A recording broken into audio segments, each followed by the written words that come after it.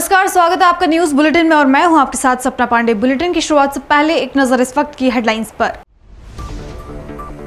उत्तराखंड में चारधाम यात्रा को लेकर सीएम का मंथन। हेली सेवाओं की सुचारू संचालन को लेकर सीएम धामी ने की मीटिंग, अधिकारियों को दिए बैठक में जरूरी दिशा निर्देश। रामपुर गांव के नलकूप का उद्घाटन, विधानसभा अध्यक्ष ऋतु खंडूरी ने किया शुभारंभ, कई परिवारों को मिलेगा लाभ। सीएम महिला बाल विकास बहुमुखी सहायता निधि नियमावली को मंजूरी, कैबिनेट ने दी नियमावली को मंजूरी, आर्थिक रूप से कमजोर महिलाओं को मिलेगा लाभ।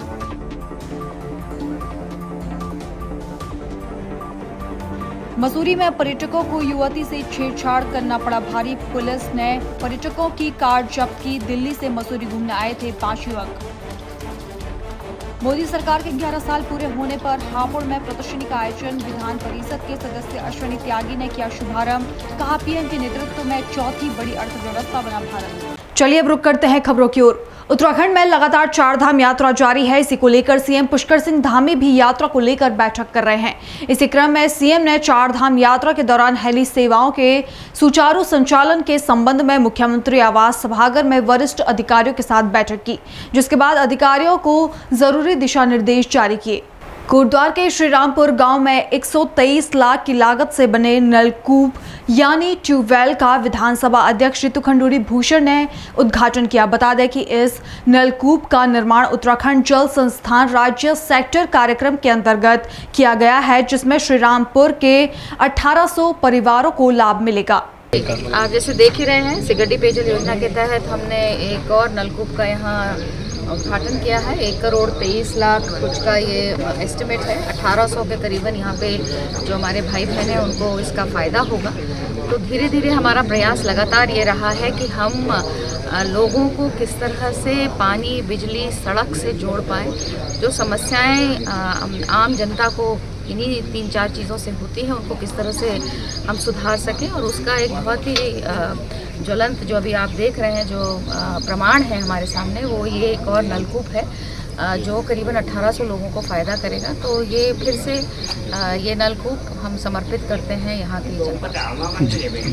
अगली खबर देहरादून से है, जहां आपदा या किसी आकस्मिक दुर्घटना में अनाथ, बेसहारा बच्चे, आर्थिक रूप से कमजोर महिलाएं और वृद्ध महिलाओं को अब तुरंत आर्थिक मदद मिल सकेगी। इसके लिए कैबिनेट ने बुधवार को मुख्यमंत्री महिला और बाल बहुमुखी सहायता निधि नियमावली को मंजूरी दे दी है। महिला सशक्तिकरण और बाल विकास मंत्री रेखा आर्य ने बताया कि इस कॉर्पस फंड के लिए पैसा शराब बिक्री पर सेस के जरिए जुटाया जाएगा। मैम, जो आज नियमावली को मंजूरी मिली है, तो ये त्वरित मदद किस तरह की मदद है? देखिए, आज कैबिनेट में एक महत्वपूर्ण विषय जो काफ़ी समय में प्रत्याशा में था, जहाँ पर हमारे इस पोस्ट डिपार्टमेंट से लेकर गौ सेवा के रूप में और साथ ही महिला कल्याण कोष के रूप में आबकारी से प्रति बोतल 1 रुपये सेस के रूप में या अतिरिक्त शुल्क के रूप में एक कोष क्रिएट किया जाएगा। उसको लेकर चूँकि पोस्ट डिपार्टमेंट ऑलरेडी अपनी नियमावली बना चुका था, गौ सेवा भी अपना नियमावली बना चुकी थी। महिला और बाल कल्याण के संदर्भ में उनके बहुमुखी विकास के लिए वो कोष के लिए नियमावली जो है विभाग ने तैयार की हुई थी। आज वो कैबिनेट में टेबल हुई। निश्चित रूप से आज पूरी कैबिनेट ने उस प्रस्ताव पर अपनी सहमति व्यक्त करी है और महिला बाल कल्याण बहुमुखी विकास कोष के लिए जो है आज स्वीकृति मिल गई है। मैं समझती हूँ कि आने वाले समय में हमारी जो महिलाएं हैं, हमारे जो बच्चे हैं, ऐसी कोई अपरिहार्य परिस्थिति, चाहे वो आपदा की परिस्थिति हो, चाहे वो एक्सीडेंट की परिस्थिति में कोई अनाथ हुए बच्चे हो, या कोई बुजुर्ग महिलाओं के संदर्भ में कोई हमें कार्य किया जाना हो, या इसके अतिरिक्त हमारे को शैक्षिक या स्वरोजगार के संदर्भ में हमको कुछ दिशा में काम करना हो, इस सेस से एकत्रित धनराशि से निश्चित रूप से इन सब के कल्याण की दिशा में जो है हम काम कर पाएंगे। मैं समझती हूँ कि आने वाले समय के लिए बहुत सारी जो परिस्थिति चुनौतियाँ हैं उसका सामना करने के लिए जो आर्थिकी प्रबंधन की आवश्यकता होती है वो इस कोष के माध्यम से महिलाओं के लिए और बच्चों के लिए एकत्रित हो पाएगा और एक लंबी प्रक्रिया से हम अपना समय बचाते हैं और तत्काल जो हमें मदद संबंधितों को देने हैं वो संबंधित मदद जो है पहुंचाई जा सकती है। तो इसके लिए मैं संपूर्ण कैबिनेट का और विशेषकर अपने माननीय मुख्यमंत्री जी का बहुत धन्यवाद दूंगी जिन्होंने महिला बाल कल्याण बहुमुखी कल्याण कोष को जो है आज सहमति देते हुए उनके कल्याण की दिशा में एक अहम कदम उठाने का काम किया है। कुछ दिन पहले ही खटीमा विधानसभा भुवन चंद्र कापड़ी ने अवैध खनन को लेकर धरना प्रदर्शन किया था। उनकी मांग थी कि प्रशासन जल्द इस खनन माफिया के अवैध काम पर रोक लगाए, लेकिन उनके धरने का कोई असर अब नहीं आ रहा है। अब भी खटीमा में खनन माफियाओं के ट्रैक्टर ट्रॉली रफ्तार के साथ दौड़ रहे हैं, जिसे लेकर ना तो प्रशासन खनन के बारे में कोई जानकारी दे रही है और जब राष्ट्रीय योगी सेना के पूर्व प्रदेश अध्यक्ष हयात सिंह बिष्ट ने ट्रैक्टर ट्रॉली को रोकने की कोशिश की तो खनन माफिया उन्हें भी चकमा देकर फरार होने में कामयाब रहे। हमारी खड़ीमा की प्रशासनिक जमीन है, आता है 20 ट्राली का या 10 ट्राली का परमिशन आता है, दौड़ाते हैं 100 ट्राली, पूरा घर की ऐसी तैसी करके रख दी, पुताई कर रहे हैं पूरा। इन लोगों ने पूरा हमारी घर की रोडें खराब कर दी है। मान लो कोई जगह लोग किसको डर है, इन लोगों का प्रशासन का डर है, कोई डर नहीं है। लोग धरना प्रदर्शन कर रहे हैं। लोग अभी चाइल्ड फैटी गेट के सामने कुछ दिन पहले एक्सीडेंट हो गया, खाली ट्रैक्टर ऐसे दौड़ता है जैसे इनकी बाप की रोड हो गई हो। अरे बच्चे डर रहे हैं। बगीचा है, फलदार वृक्ष है, इसका भी कोई नुकसान हो सकता है? अरे क्यों नुकसान नहीं हो रहा भैया, देखिए आम के पेड़ सूख गई है इस चक्कर में। हमारे घर का देखो कितना नुकसान हो गया उधर, पूरे वहाँ पुताई पेंट चल रहा, सब साला उसमें धूल जा रही है। आए दिन बहन जो कितना हमने कह दिया प्रशासन ने, भैया इसमें देखो कितनी ट्राली को परमिशन है भैया, 10 ट्राली का, 15 ट्राली का, क्या 100 ट्राली का परमिशन है? क्या 100 ट्राली का बम्पर का ये है? क्या ड्रामा बना के रख दिया इन लोगों ने, तमाशा बना दिया प्रशासन ने खड़ीमा के। बड़ा दुखी हो गया। उत्तराखंड पुलिस सरकार राज्य की महिलाओं बेटियाओं को किस तरह हिफाजत कर रही है, इसका एक उदाहरण मसूरी में देखने को मिल रहा है, जहां दिल्ली से आए कुछ युवकों ने जब एक लड़की को छेड़ने की कोशिश की तो उन्हें अपनी इस हरकत की भारी कीमत चुकानी पड़ी। मसूरी पुलिस ने दिल्ली से आए पर्यटकों की कार जब्त कर उनके खिलाफ कानूनी कार्रवाई की। यहाँ पर जो है 4-5 लड़के घूमने आए थे मसूरी की रानी मसूरी में, तो उनके द्वारा जो है कोई लड़की थी उसको जो है अश्लील हरकत करने की कोशिश करी, लेकिन तब तक पुलिस ने उनको डांट डपट दिया और जो है यहाँ से उनको जो है धारा 81 में चालान करके छोड़ा। उनकी गाड़ी भी सीज? हाँ, गाड़ी सीज कर दी, गाड़ी जो है उनका गाड़ी का चालान कर दिया। यहाँ के रहने वाले तो दिल्ली के रहने वाले हैं, ये लड़के हैं दिल्ली के। तो पर्यटकों को इस प्रकार की हरकत नहीं करनी चाहिए। आए हैं अपना जो है प्यार मोहब्बत से घूमें, लेकिन जो है थोड़ा किसी के साथ जो है लड़कियों के साथ अन्य किसी के साथ जो है अगर इस प्रकार की हरकत करते हैं तो गलत है। उधम सिंह नगर के किच्छा को जल भराव की समस्या से निजात दिलाने के लिए प्रशासन सफाई अभियान चला रही है। इस अभियान में पूर्व विधायक राजेश शुक्ला और उप जिलाधिकारी कौस्तुभ मिश्र भाग लेते हुए तमाम संस्थानों का निरीक्षण किया। इस दौरान उप जिलाधिकारी ने लोगों से नहरों में कूड़ा कचरा न डालने की भी अपील की। आप सबको पता है कि 20 तारीख से अपेक्षित रहता है कि मानसून आता है, तो मानसून के समय हमारे शहर में जल भराव की स्थिति न बने, नाले हमारे साफ रहें, अवरोध कहीं है तो हटा लिया जाए, कहीं गंदगी है उसको ठीक कर लिया जाए। उस दृष्टिकोण से प्रशासन बहुत चाकचौबंद तरीके से, चाहे लेफ्ट पहाड़ नहर हो, चाहे हमारी ये नहर जो हमारी निकलती है जाती है सबका पहाड़ नहर, उनकी सफाई का काम चल रहा है। मैं स्वयं भी आज देखने आया और मैंने निर्देश दिया कि इसको कनेक्ट करने वाले जो नाले हैं उनको भी प्रशासन ने अच्छा साफ सुथरा रखा हुआ है, लेकिन उसमें कोई अवरोध न बनने पाए जब ज़्यादा बारिश हो।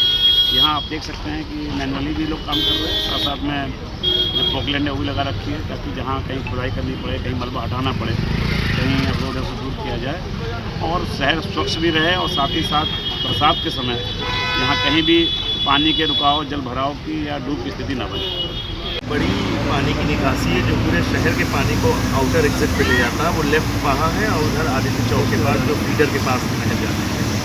इन दोनों में लेफ्ट पहा में सिंचाई के माध्यम से और नगर पालिका के माध्यम से काम चल रहा है, क्योंकि काफ़ी मात्रा में गाद जमा हुआ है और काफ़ी कूड़ा उसमें है, तो इसकी सफाई चल रही है। जितना ये तेल तक साफ होगा उतना ही किच्छा का पानी सुचारू रूप से बहेगा। इसके साथ ही वहाँ जहाँ इनका विद्युत के कुछ तार थे, इंटरनल लाइन थी, उसके लिए भी एसडीओ साहब यहाँ मौके पर रहे और वहाँ पे भी मानव श्रम से जितनी सफाई हो सकती है और जितनी मैकेनाइज हो सकती है उसको भी किया जा रहा है। प्रयास ये है कि मानसून से पहले इच्छा में कहीं भी पानी ना भरे, ये मानसून के दौरान कहीं भी जल भराव की स्थिति ना हो, इसके लिए तैयारी की गई है। इसके अतिरिक्त अन्य टीमें भी तैयार रहेंगी, जहाँ कहीं भी इस प्रकार की समस्या आएगी उसका त्वरित निस्तारण भी किया जाएगा। ये मानसून पूर्व जो भी हम लोग का जो मैकेनिज्म है काम करने का वो हम लोग करते हैं। अगली खबर मसूरी से है, जहां एक होटल के सभागार में अभिनंदन समारोह आयोजित किया गया। इस दौरान मसूरी गढ़वाल सभा ने नवनिर्वाचित नगर पालिका बोर्ड के सदस्य और पालिका अध्यक्ष मीरा सकलानी का अभिनंदन किया। इस मौके पर गढ़वाल सभा के सदस्यों ने मसूरी में गढ़वाल भवन निर्माण किए जाने को लेकर पालिका बोर्ड से सहयोग की मांग की। देखिए, गढ़वाल सभा का भवन तो ऑलरेडी बना हुआ था, लोगों ने अपने संसाधनों से वो भवन बनाया था, लेकिन दुर्भाग्य है कि पहले वाला बोर्ड उसको ठीक से परस्यू नहीं कर पाया चीज़ों को, और इसलिए वो भवन आज जो हमारा रोपवे बन रहा है उन्होंने वो अधिकृत कर लिया है। बावजूद उसके भी अभी भी, क्योंकि माननीय मुख्यमंत्री जी ने देहरादून में एक घोषणा करी थी कि MDDA गढ़वाल सभा का भवन बनाएगा, लेकिन अभी क्योंकि ज़मीन का प्रोसेस चल रहा है, जैसे सुनने में आ रहा है कि पर्यटन विभाग की तरफ से ज़मीन दी जाएगी और उसमें MDDA भवन बनाएगा। नगर पालिका की तरफ से जो भी सहयोग होगा, हमारा पूरा बोर्ड गढ़वाल सभा को पूरा सहयोग करेगा। मैंने शुरू से ही मैं इस बात को मानती हूँ, और जिस दिन मेरा शपथ समारोह था मैंने उस दिन भी ये बात इंगित करी थी कि लोगों ने हमको चुन के भेजा है। पालिका का बोर्ड, जो भी बोर्ड मेंबर बन के गया है, अध्यक्ष बन के गया है, वो लोगों की बदौलत बन के गया है। इसलिए उनका अधिकार है कि अगर बोर्ड गलत दिशा में चलता है तो वो सही दिशा में लाने का काम भी जनता का है। वो कैसे लाते हैं वो उनके ऊपर डिपेंड करता है। लेकिन मैं फिर से यही बात कहूँगी कि मसूरी के हर व्यक्ति का सुझाव मैं आमंत्रित करती हूँ कि बोर्ड को किस तरीके से काम करना चाहिए और कहाँ पे गलत वे में जा रहा है, कैसे उसको सही वे में ला सकते हैं। महिला से लेकर के जो हमारी पूरी समिति है उनके माध्यम से यहाँ पर सम्मान समारोह किया गया और शहर की जो स्थितियाँ हैं उससे संबंधित बातें हुई। शहर को कैसे सुधारना है, हमारा क्या सहयोग चाहिए। हम राजनीति शहर के विकास के लिए नहीं करेंगे, लेकिन जो हमारे साथ गढ़वाल सभा के साथ जो अन्याय सरकार ने किया है वो बड़ा शोचनीय और निंदनीय विषय है। हम बार बार, मैं धामी जी का धन्यवाद इसलिए भी करूँगा कि उनकी एक सोच थी कि आपको चलो वो जो ज़मीन चली गई, हम आपको ज़मीन देते हैं, पैसे भी देंगे, बना भी देंगे। अभी उन्होंने एक नई घोषणा की कि हम MDD के माध्यम से उसको बनाएंगे, लेकिन उसमें बनाएंगे तब जब हमें ज़मीन हमारे नाम लीज हो जाए। तो एक प्रयास हम कर रहे हैं कि बहुत जल्दी से जल्दी लीज हमारे नाम हो जाएगी, उसके बाद उसमें भव्य रूप हम गढ़वाल सभा का देंगे। सरकार की मदद भी लेंगे, नगर पालिका की मदद देंगे, सभी साथियों की मदद देंगे और एक उसका भव्य रूप मसूरी में जो पार्किंग की समस्या है उसका भी उसमें प्रावधान रखेंगे। छोटी मोटी जो शादियां होती हैं उसका भी प्रावधान रखेंगे। बहुत सारी योजना आरजी टैक्स से हमने बड़ा अच्छा डिजाइन ये भी किया था, परंतु ये हमारे साथ नहीं बन पाई। पर लेकिन हम जो नया, जहां मैं जगह को डिस्क्लोज बाद में करूंगा जब हमारी रिलीज हो जाएगी, और एक भव्य रूप हम उसका देंगे। क्योंकि गढ़वाल सभा दिल्ली जाइए आप, करोड़ों की संपत्ति आज उन पे है। देहरादून जाइए, कुर्मांचल भवन बना है, गढ़वाल भवन बना है देहरादून में। तो ऐसे ही मसूरी में पहली बार तो हम ये उत्तराखंड के लोग, गढ़वाल के लोग जो हैं पहले एकत्रित हुए इस चीज़ बनाने के लिए। पहले मैं उनको भी धन्यवाद देता हूं कि एक अच्छी सोच के साथ उन्होंने एक प्रयास किया था और दोबारा उस प्रयास को हम पूरा एकत्र होकर के बहुत एक भव्य रूप बनाएंगे, भव्य रूप देंगे और सभी लोगों का, सभी धर्म, जाति, बोली, भाषा के लोगों को उसका बेनिफिट होगा। खबर हरिद्वार के लक्सर से है, जहां कठा पीर सालाना उर्स पर मेले का आयोजन किया गया, जिसका उद्घाटन लक्सर SDM ने रिबन काटकर किया। बता दें कि कठा पीर दरगाह पर दूर दूर से हिंदू मुस्लिम सभी धर्म के लोग मन्नत मांगने आते हैं। वहीं मेले के पावन अवसर पर मेला प्रबंधक डायरेक्टर वारिस अहमद ने बताया कि कठा पीर हमारी पूर्वजों के धरोहर है, इसकी देखरेख करना और व्यवस्था सुनिश्चित करना हमारा धर्म है। कैसे अलग मतलब जो पहले 9 तारीख को ये मेला चलता है चांद के और पूर्णमासी के हिसाब से, क्योंकि जो बड़े बुजुर्ग बता गए कि वो 60 का और जेठ का कोई दिन हो तो वो जिस दिन का वो दिन बैठो उस दिन से ये मेला, पहले से ये मेला ऐसे ही चलता हुआ है। और इन लोगों ने कहा कि जी ये ठेकेदार ने अपनी साठगांठ करके इस मेले को आगे मान लिया जो टाइम आरोप कर दिया। आरोप लगाया, मैं इसका खंडन करता हूँ। ऐसा कुछ नहीं है, ये पहले से तारीखें चेंज होती है और आगे भी, और खादिमों की मर्जी से मान लिया तारीखें चेंज हुई। ऐसा भी नहीं है कि हमने खुद ने कर लिया या हमने अपने यही कारण था 9 से 11 करने का। 9 से 11 करने का ये कारण था कि पूर्णमासी से जो दिन बैठ रहा था वो 9 से 11 मान लिया जो तीथ के 11 हिसाब से 15 बैठ रहा था, ईद मान लिया चांद के हिसाब से। चांद इससे तीथ के पहले जो हिसाब अंग्रेजी तारीख निकाल ली थी वो निकाल ली थी 913।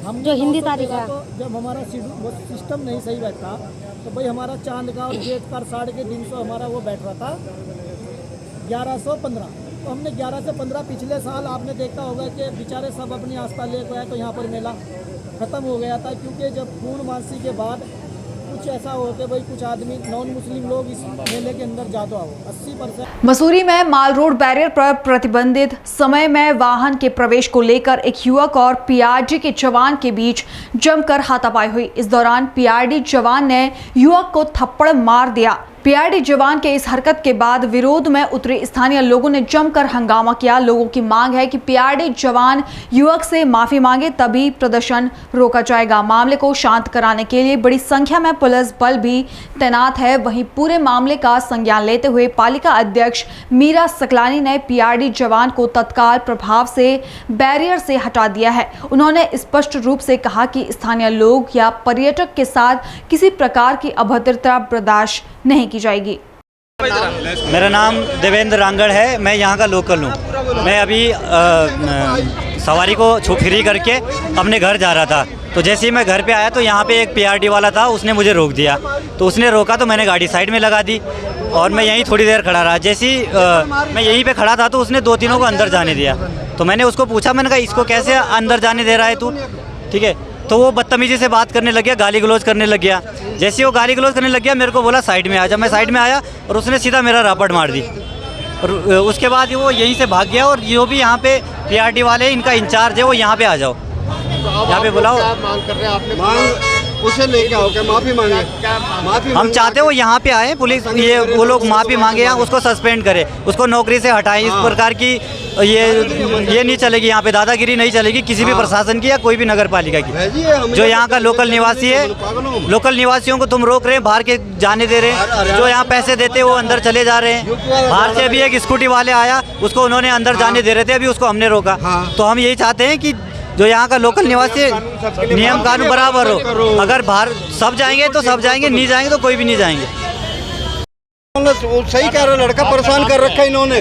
मैं यहीं से ही हूँ, मैं भी यूनियन से हूँ। क्या नाम है आपका? मेरा विनोद राणा। विनोद जी, क्या कहना चाह रहे हैं आप? मैं ये कहना चाह रहा हूँ जी, ये सबके लिए कानून एक बनाए।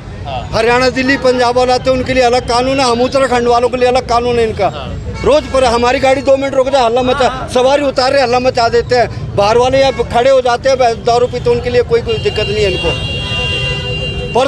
पुलिस वाले ने अभद्रता की है, उस पर किस तरीके की कार्रवाई मांग कर रहे हैं? देखो सर सोनकर जी, अभी यहाँ पे यह मामला हुआ है, हमारे देवेंद्र रांगड़ जी है, एक पीआरडी जवान के माध्यम से जो है उनको थप्पड़ मारा गया है, जिसमें जो है उनके सामने पे खून भी आया उनके गालों में। और उसके आगे उनकी ये मांग थी कि मतलब उनके आगे जो है 2-3 स्कूटी वाले गए, जो कि नगर पालिका के बैरियर में जो यहाँ पे कार्यरत हैं, इन लोगों ने जो है 3-4 लोगों को भेजा है अंदर। उसके बाद उसने भी प्रयास करा कि मैं भी अंदर जाऊं, लेकिन उस पीआरडी के जवान ने उन 3-4 लोगों को अंदर जाने दिया और उसके रपटे बजा दिए। ठीक है, अब हमारी ये मांग है उसको तुरंत बर्खास्त किया जाए या उसे यहाँ पे जनता के सामने लाया जाए। ठीक है, इसमें नगर पालिका का बिल्कुल करप्शन है। 3-4 लोगों की स्कूटी यहाँ से अंदर गई और उसके पीछे उसने भी प्रयास करा कि जब 3-4 लोग जो है इस समय अंदर गए तो हम भी जाएं। उस नियम कानून का लचीलापन है, बिल्कुल लचीलापन तो है सर। जब 4 स्कूटियाँ अंदर जा रही है, उसके बाद जो है एक हमारा व्यक्ति यहाँ का लोकल अंदर जाना चाह रहा है, जिसका अंदर घर है, उसके लिए जो है बिल्कुल रोकथाम की जा रही है और थप्पड़े मारी जा रही है। और उनके लिए कुछ नहीं है, क्योंकि उनसे जो है बिल्कुल पैसा वसूला जा रहा है। अगली खबर उत्तर प्रदेश के हापुड़ से है, जहां विधान परिषद के सदस्य व भूतपूर्व क्षेत्रीय अध्यक्ष अश्विनी त्यागी ने मोदी सरकार के 11 साल बेमिसाल प्रदर्शनी का उद्घाटन कर अवलोकन किया। इस दौरान अश्विनी त्यागी ने पत्रकार वार्ता में कहा कि प्रधानमंत्री नरेंद्र मोदी के नेतृत्व में 11 वर्षों में आर्थिक, सामाजिक और वैश्विक मंच पर उल्लेखनीय तरक्की की है और भारत विश्व की 4थी अर्थव्यवस्था बना है। सामने जो विकसित देश थे, मजबूत अर्थव्यवस्था वाले देश वे थे, उन्होंने भी घुटने टेके थे। लेकिन साथियों, भारत ने मोदी जी के नेतृत्व में अर्थव्यवस्था भी मजबूत की, जीवन बचाने का भी काम किया। और साथियों, एक आशंका प्रकट की गई थी कि हिंदुस्तान में इस कोविड के समय में जब लॉकडाउन लगेगा, गरीब लोगों का रोजगार छिनेगा तो इनका जीवन यापन कैसा होगा। ऐसे 80 करोड़ के आसपास परिवारों की गारंटी मोदी जी की सरकार ने ली थी। और ये हम गर्व के साथ में कह सकते हैं कि प्रधानमंत्री गरीब कल्याण अन्न योजना के माध्यम से 81 करोड़ लोगों को मुफ्त में प्रति महीने अनाज देने का काम उस दिन से लेकर के आज तक भारत की सरकार मोदी जी के नेतृत्व में कर रही है। ये भी एक बड़ी उपलब्धि मोदी जी के नेतृत्व में 11 वर्षों में साथियों हम कह सकते हैं। 15 करोड़ से अधिक घरों में नल के माध्यम से स्वच्छ जल भेजने की बात हो, 12 करोड़ शौचालयों की बात हो, अनेक ऐसे अभूतपूर्व कदम भारत की सरकार ने 11 वर्षों में उठाई हैं साथियों।